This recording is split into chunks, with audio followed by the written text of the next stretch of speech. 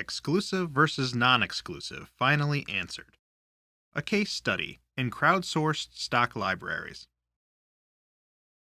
A couple years ago, I made the decision to start selling recorded stock sound effects and music online as stock material. After doing a bit of research, I discovered a growing trend in the industry focused around a type of online database known as crowdsourced stock sound effects and music libraries. While other established sound libraries are run by independent producers, maintain hired staff, or have an extensive auditioning process for new artists, crowdsourced stock libraries are generally easier and free to join. They do not require an affiliation with a PRO and provide a worldwide market of potential buyers to the artist at the cost of a commission on each sale. Thus, crowdsourced stock libraries have a greater appeal to new and less established independent artists. There are several stock libraries available to choose from: Audio Jungle, Pond5, Audio Micro, and Production Tracks, to name a few. But with so many options available, the question that an independent artist is inevitably faced with is this: do I sell my material exclusively through one company, or non-exclusively through many companies? Before I continue, I have included a table detailing the pros and cons of these four companies. Please refer to it as necessary to understand the factors of this case study. I suspect that Audio Jungle is the leader in this battle of exclusivity. Other stock libraries offer a set royalty percentage for exclusive or non-exclusive accounts, or only offer a non-exclusive agreement. Audio Jungle, on the other hand, offers one of the highest royalty rates in the market to its exclusive authors, currently 70% at its highest tier. However, it also offers the lowest royalty percentage to its non-exclusive authors, at only 33%. And so, given this information, we arrive at the ultimate question. Do I really benefit from Audio Jungle's high exclusive rate, or will I make more money selling on a non-exclusive agreement with multiple companies? If you are like me, you have probably scoured the internet trying to find tangible information on the subject, but have either come up dry or with too many opinions to answer the question clearly. It is a loaded question, and cannot be answered simply based on royalty percentages. How well do other stock libraries sell? Will Audio Jungle outsell other libraries enough to compensate for choosing to sell exclusively? Do some libraries cater to a particular type of sound effect? I was at an impasse with my decision, and these questions needed answers. With no viable proof at my disposal, I decided to conduct my own experiment and log my results as evidence. The experiment. My experiment was designed to answer this question of exclusivity, focused around Audio Jungle as the leader in exclusive royalty rates. Bear with me, as my methods are hardly an exact science, but I'll entertain the notion by following the scientific method along the way. Hypothesis. Based on my research, and on a hunch, I suspect that selling non-exclusively through multiple companies will yield more income than selling exclusively through Audio Jungle. Crowdsourced stock photo libraries, which are older and in much greater quantity than stock audio libraries, seem to operate primarily on a non-exclusive basis. If the trend to go exclusive yielded higher profit for photographers, then I believe the market would have gone in that direction instead. Procedure. I will upload the same sound effects to each of these four stock libraries: Audio Jungle, Pond5, Audio Micro, and Production Tracks, on a non-exclusive agreement, and adhere to the average prices of each market for sound effects of similar length, quality, purpose, etc. I will log the daily sales for each of the four companies for 1 year and analyze the data based on the following categories: total non-exclusive income, including Audio Jungle, Pond5, Audio Micro, and Production Tracks. Audio Jungle income at 50%, the lowest tier for exclusive authors. And Audio Jungle income at 70%, the highest tier for exclusive authors. Finally, the sound effect titles, descriptions, and keywords would be identical as permitted by the rules of the various companies. Biases and inconsistencies in data. As I mentioned, this is hardly a scientifically perfect experiment, so I wanted to reveal a few inconsistencies in my data for you to consider while evaluating the results. One inconsistency among the data is the acceptance rate of my submissions between the four companies. Pond5 and Production Tracks accepted 100% of my submissions, and thus can be compared accurately in their quantity of sales. Audio Jungle rejected submissions for various reasons, and as a result only accepted roughly 90% of my sound effects submissions. Audio Micro accepted 100% of the sound effects I submitted, but I discovered partway into the experiment that Audio Micro inserts a digital fingerprint into each file submitted for sale. For this reason, I made the personal decision to stop uploading new sound effects to Audio Micro a few months in. This is a personal bias that I won't get into, but you can read more about digital fingerprinting here. Based on the first few months of sale though, Audio Micro had minimal impact on the overall data, so I have reason to believe that this decision did not affect the final outcome of the experiment. I also have a few songs for sale, which sell at a much higher price than sound effects. All four companies approve the song submissions, and thus it is not an inconsistency in data, but when a song or two sells, it shows up on the graph as a spike in the data. This event can be clearly seen in the first month of sales, which explains why the first month's income is so much higher than the next few. Results and analysis. After logging 1 year's worth of data, the findings were fascinating. I've included a series of charts for my workbook to correspond with these findings. If you would like to view the workbook in its entirety, you can download it here. Total income/sales by company. If analyzing the data by total income per company, it is clear that the current heavy hitters in the industry are Audio Jungle and Pond5. Even though these charts only depict the final calculation of the total income, I can tell you that these two companies were neck and neck throughout the entire period.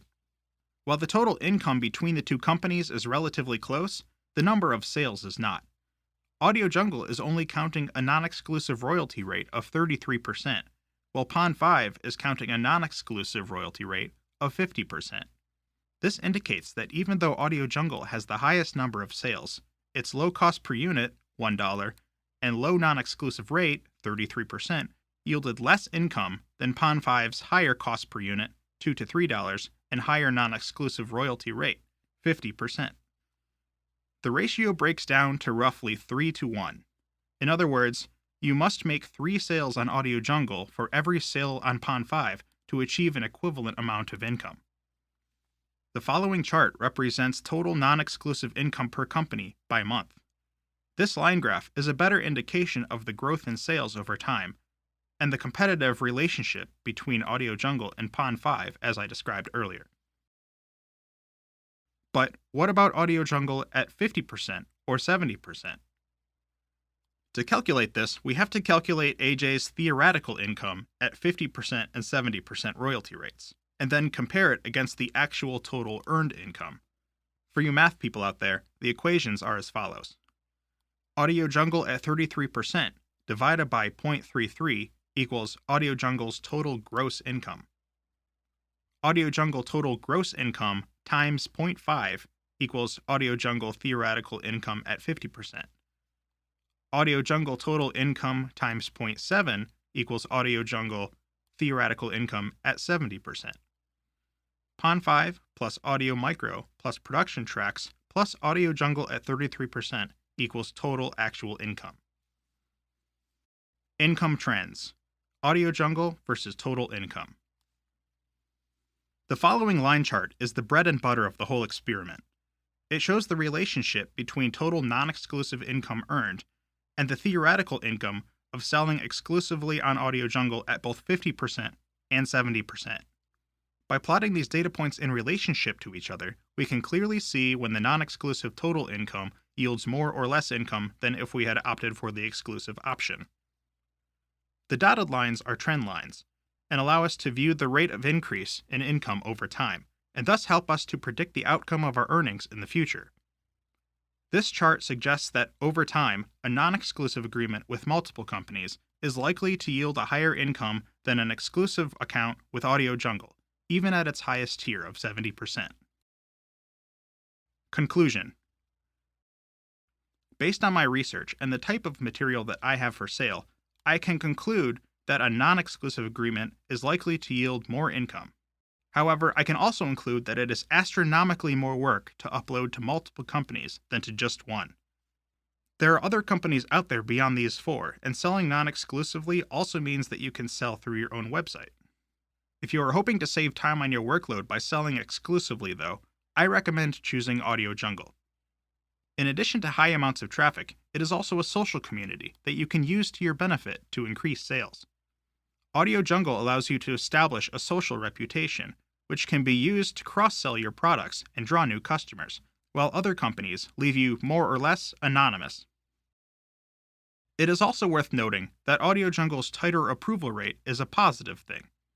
Websites like Production Tracks have many more files available for sale, making your files more likely to get lost in the crowd. Audio Jungle's policies keep the number of available files down, so your files will benefit from increased visibility. True or false?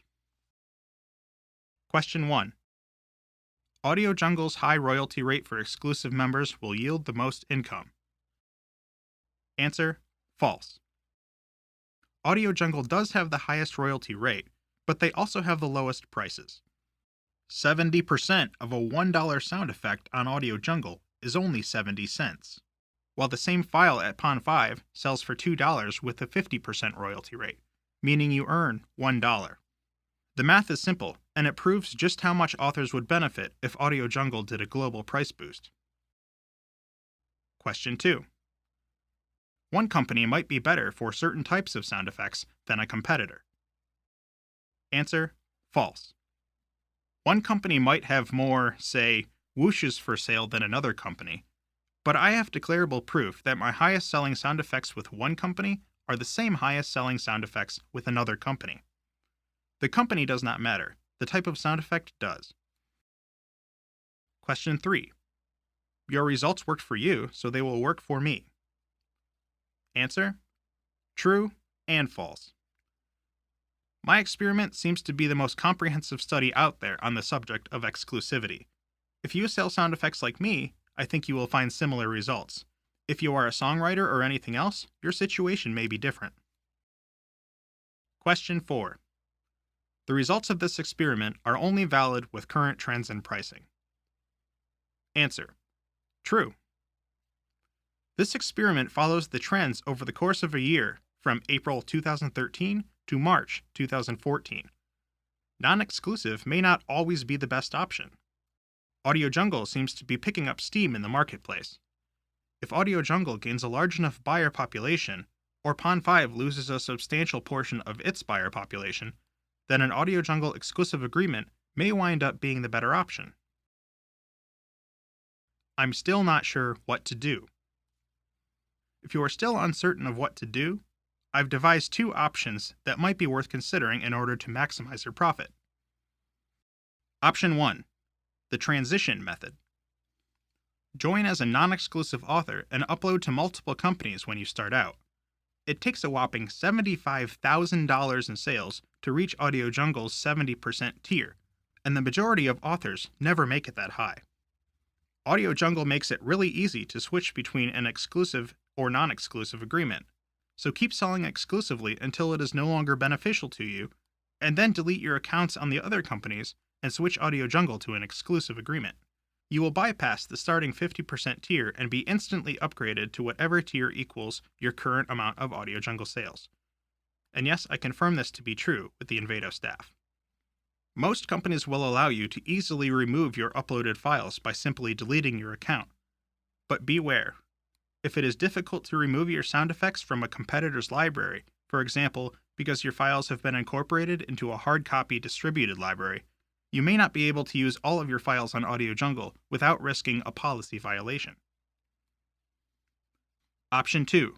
The trash to treasure method. As we've covered previously, Audio Jungle tends to hard reject some submissions for a variety of reasons. This is likely because they already have too many of a certain type of sound effect, or they do not believe that your sound effect is commercially viable, rather than because your sound effect was of insufficient quality. This does not mean that your sound effect is incapable of earning income. Create an exclusive account on Audio Jungle and upload all of your sound effects for review. Make note of the few that have been hard rejected, and then upload those files to non-exclusive accounts with other companies. I'll go out on a limb and state that all other crowdsourced libraries mentioned in this article will accept 99.9% of your submissions. So, while you've reserved the highest commission rate on Audio Jungle for the majority of your sound effects, uploading your leftovers to the competitors can still provide you with a little supplemental income. Thank you for listening. If you liked this article, please consider subscribing to our YouTube channel. And for more information and other helpful articles, please visit us at our website at www.frontiersoundfx.com.